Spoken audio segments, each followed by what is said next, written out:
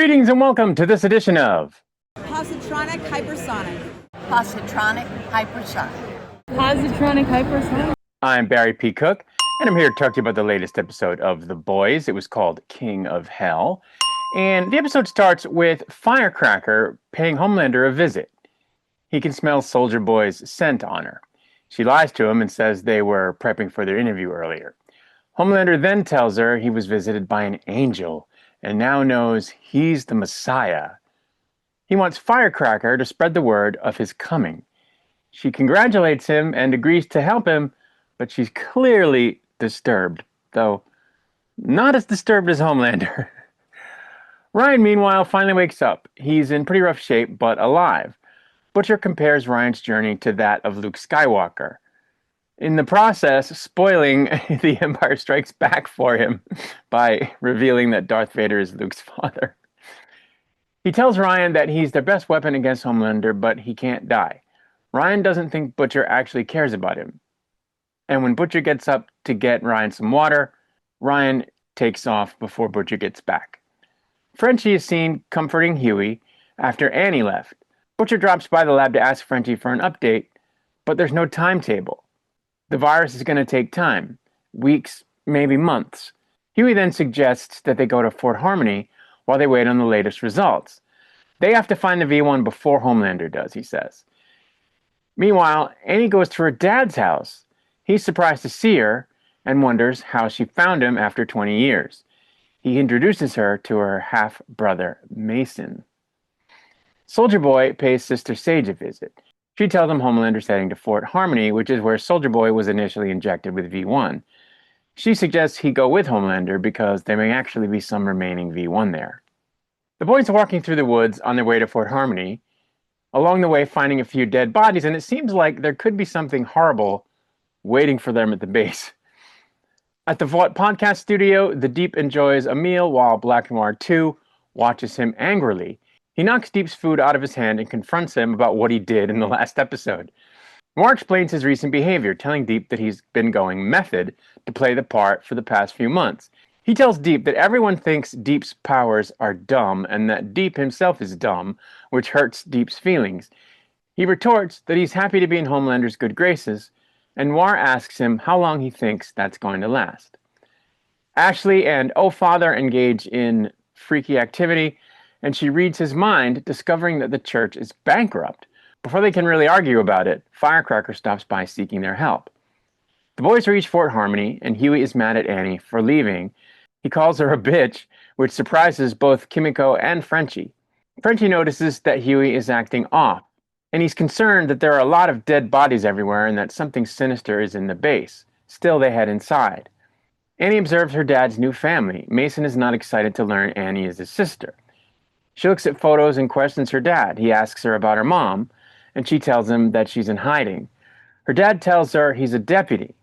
Mason calls Starlighters terrorists, but both parents tell him to shut up. Annie's stepmom offers her a shower.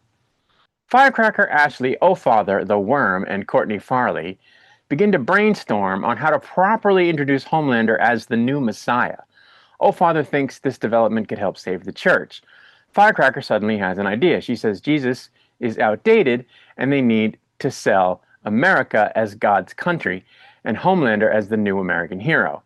They need to start the Democratic Church of America. Homelander and Soldier Boy now walk through the woods towards Fort Liberty because Soldier Boy didn't want to be carried. Homelander seems happy to be spending time with his dad. He asks him about his past with Clara Vought. Soldier Boy plays it down, saying they hooked up once or twice. Homelander admits to also hooking up with her.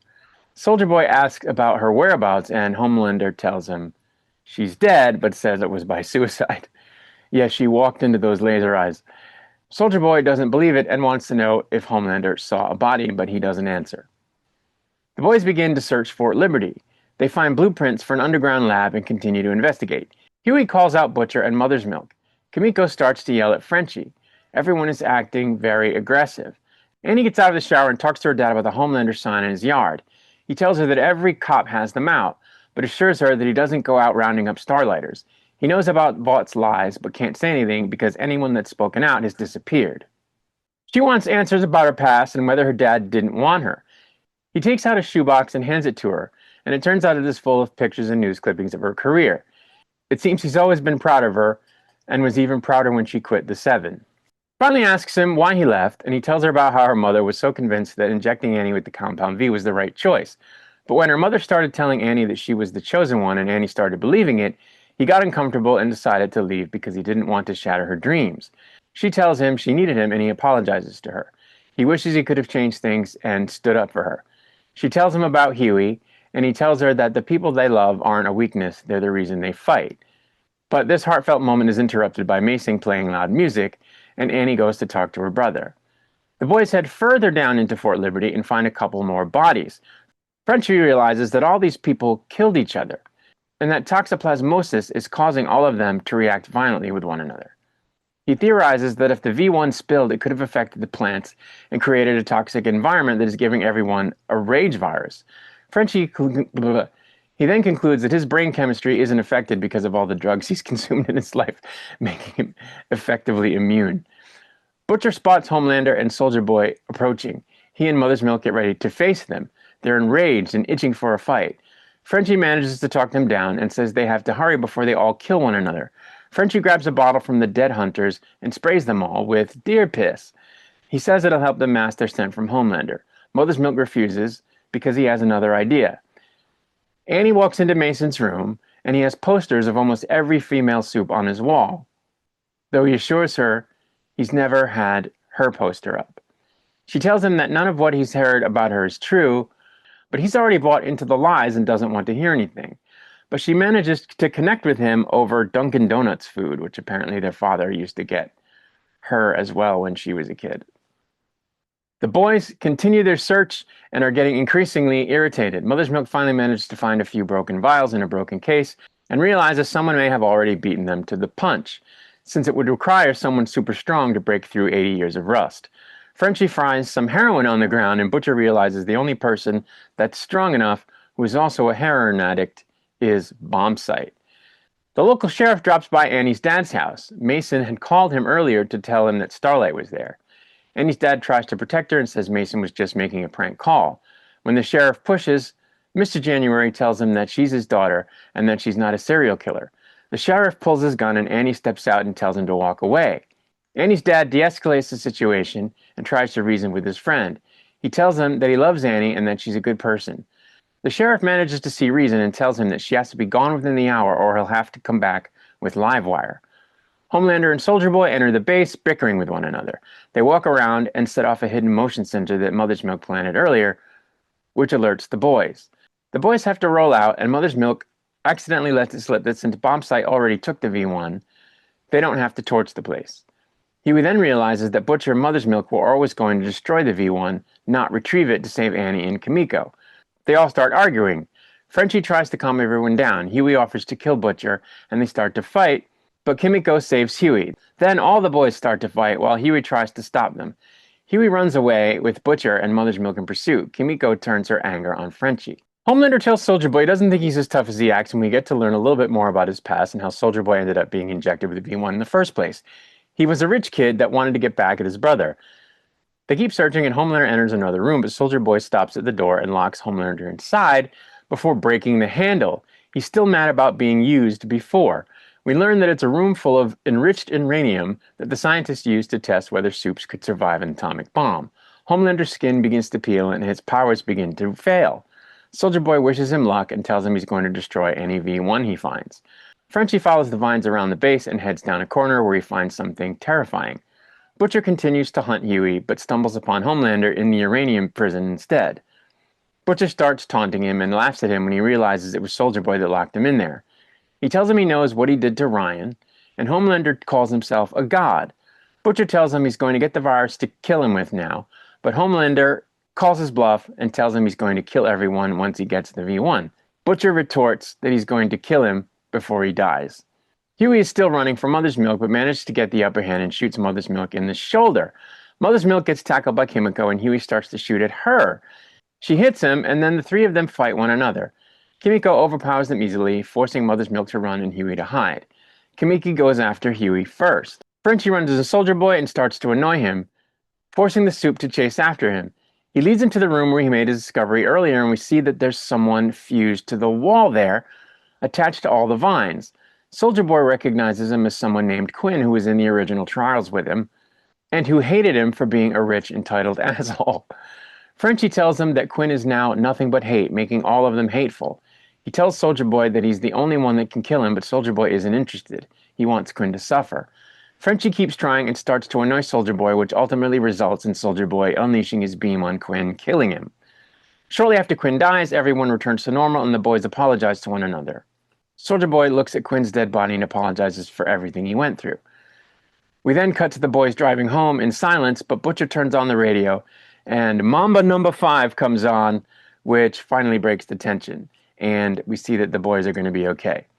Starlight leaves her dad's house on good terms with him and his family, including Mason, who apologizes to her. Her dad tells her not to give up on the people she loves. Homelander's still locked up, but continues to try to break out.